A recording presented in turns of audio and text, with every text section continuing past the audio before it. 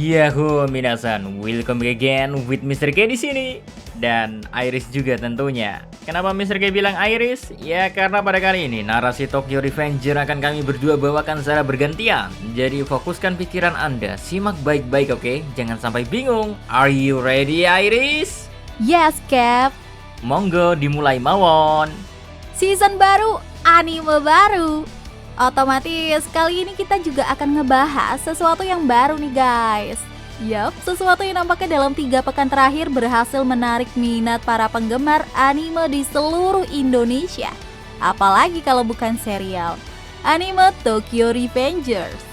Bagi kamu yang belum tahu, meskipun aku yakin kalian semua udah tahu sih pastinya. Tokyo Revengers adalah anime yang bisa kamu akses dari official account YouTube Muse Indonesia. Hingga konten ini dibuat, baru berjumlah 3 episode loh, serta rilis di setiap minggu malam. Nah, ternyata anime ini sukses menyolong banyak perhatian berbagai kalangan pecinta anime.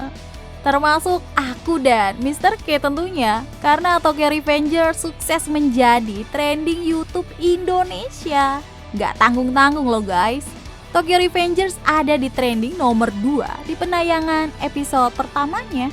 Benar kan Mr. K? Yaps, tepat sekali Iris. Hal serupa juga terjadi di 2 episode selanjutnya, di mana pada episode 2 dan 3, serial ini berhasil menjajaki trending YouTube Indonesia. Alhasil banyak dari fans animanga channel Kuculuk ini ya, meminta untuk membahas anime ini kan. Hampir dari semua konten yang Mr. K dan Iris tayangkan baru-baru ini selalu ada komentar, "Min, bahas Tokyo Revengers dong." Tenang, bersama konten ini, diriku dan Iris akan mengabulkan permohonan kalian. So, karena pembahasan ini lumayan memakan banyak waktu, jadi langsung saja kita menuju pembahasannya, oke? Monggo dilanjut Iris. Di awal cerita, kita akan dikenalkan oleh Hanagaki Takemichi, seorang pria yang hidup sendirian di kamar apartemen sederhananya. Tak kala ia sedang menonton televisi, ia mendapati berita bahwa telah terjadi perseteruan yang hebat antar geng di Tokyo. Perseteruan hebat tersebut menimbulkan korban jiwa, yaitu seorang gadis yang bernama Tachibana Hinata. Ternyata, Tachibana Hinata adalah mantan pacar Takemichi kala ia masih duduk di bangku SMP. Sekilas, ia pun merasa nostalgia akan gadis yang menjadi mantan pacar satu-satunya sepanjang hidupnya Takemichi.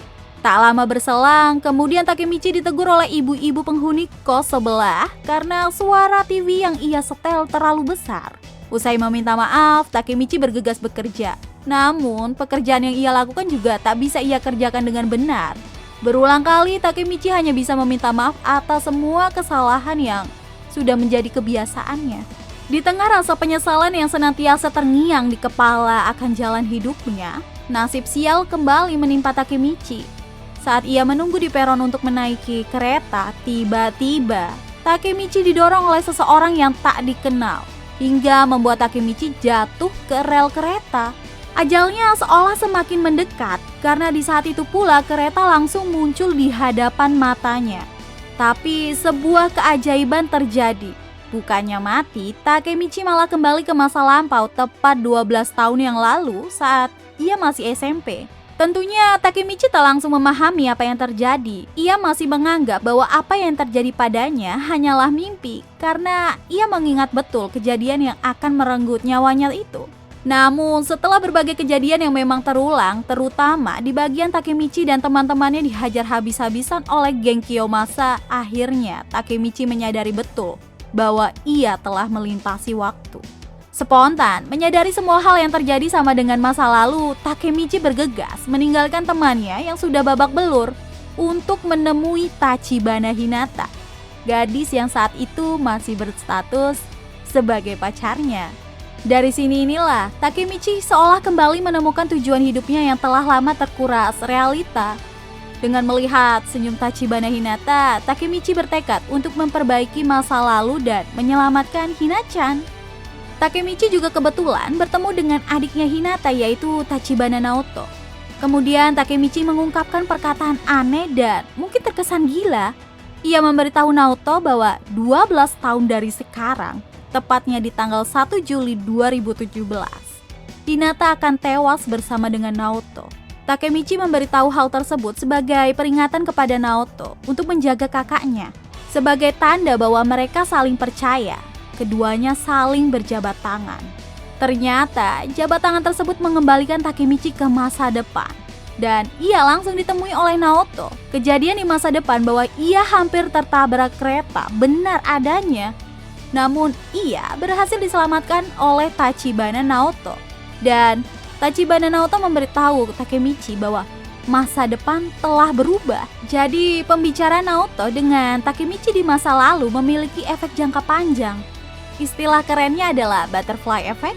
Dengan alasan ingin menjaga kakaknya, Naoto berusaha hingga akhirnya ia berhasil menjadi polisi. Ia juga berhasil selamat dari insiden yang seharusnya merenggut nyawanya. Sayangnya nasib naas tetap menimpa kakaknya. Tachibana Hinata masih belum berhasil diselamatkan. Kemudian fakta terbaru juga berhasil mereka temukan. Kemampuan Takemichi untuk melakukan time leap dapat diaktifkan ketika Naoto dan Takemichi saling berjabat tangan. Setelah mengumpulkan berbagai informasi, mereka mendapat kesimpulan bahwa Sano Manjiro dan Kisaki Teta tak boleh bertemu karena mereka menjadi dalang perseteruan geng Tokyo yang berdampak pada kematian Hinata. Selanjutnya mereka kembali berjabat tangan dan Takemichi benar-benar kembali ke masa lalu. Tentunya tidak mudah bagi Takemichi untuk memperbaiki masa lalu. Dari awal ia sudah diperbudak oleh geng Kiyomasa. Tak hanya itu, bahkan Takemichi dan kawan-kawan diikutsertakan dalam sabung antar anak SMP demi kepuasan Kiyomasa. Takemichi yang pada dasarnya memang lemah, otomatis mudah dikalahkan oleh lawannya. Berlanjut ke Takemichi yang masih kekurangan informasi akan keberadaan geng Tokyo. Kemudian, ia menanyakan sesuatu kepada Kiyomasa. Apakah aku bisa bertemu dengan ketua geng Tokyo Manji?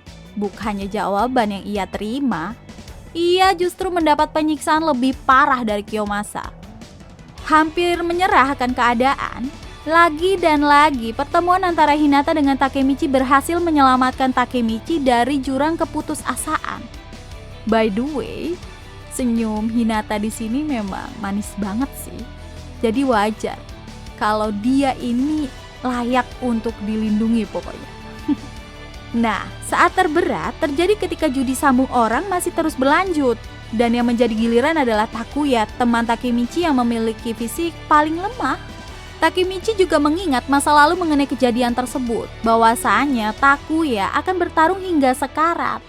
Nah, sebagai MC jelas dong, Takemichi nggak bisa diam terus.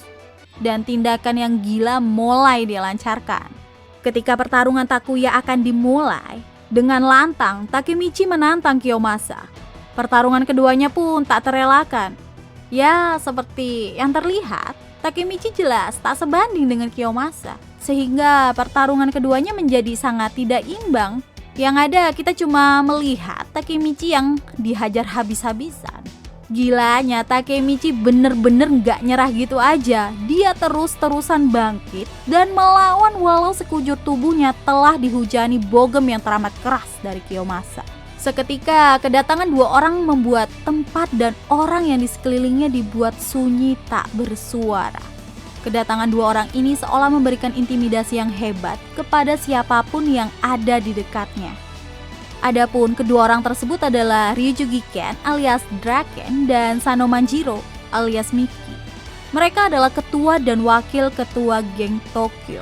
Kiyomasa saja bahkan dalam sekejap dapat dijatuhkan dengan mudah oleh Draken.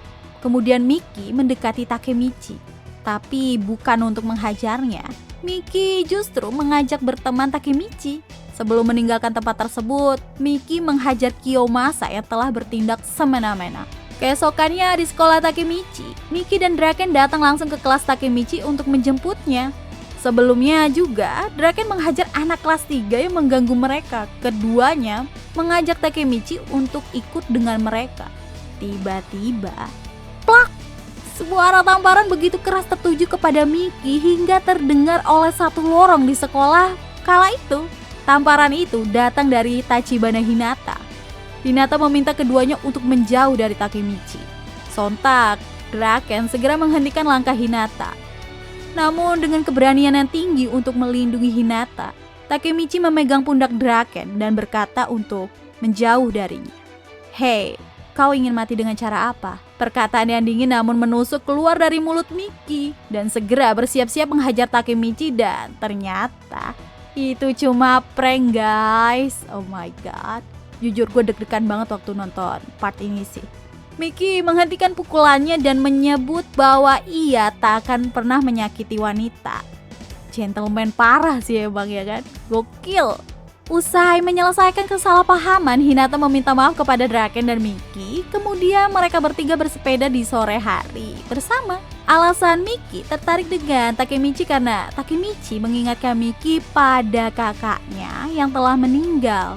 Takemichi mendapat ajakan untuk bergabung dengan geng Miki dan jalan Takemichi untuk bisa menyelamatkan Hinata kini telah terbuka sedikit demi sedikit. Oke, itulah sinopsis yang bisa Iris bawakan dari episode 1, 2, dan 3. Sekarang gantian Mr. K lah yang akan ngebahas review simpelnya. Monggo Mr. K dilanjut. Oke, tadi adalah gambaran cerita di episode 1 hingga 3 telah diceritakan oleh Iris. Intinya ya, Takemichi mendapatkan kekuatan untuk melakukan time leap dan ia bertekad untuk menghentikan pertemuan antara Sano Manjiro alias Mikey dengan Kisaki Teta agar wanita yang disayanginya, Hinata Tachibana, dapat terselamatkan. Ada banyak cara untuk menilai suatu anime itu bagus untuk kita lanjutkan menonton atau enggak. Bisa dengan melihat rating, bisa dengan melihat sumber adaptasinya, atau yang paling sering digunakan adalah Rules 3 episode, alias menilai anime dari 3 episode awalnya. Nah, karena Tokyo Revengers ini sudah berjumlah 3 episode, jadi Rules 3 episode ini cocok banget buat kita terapkan.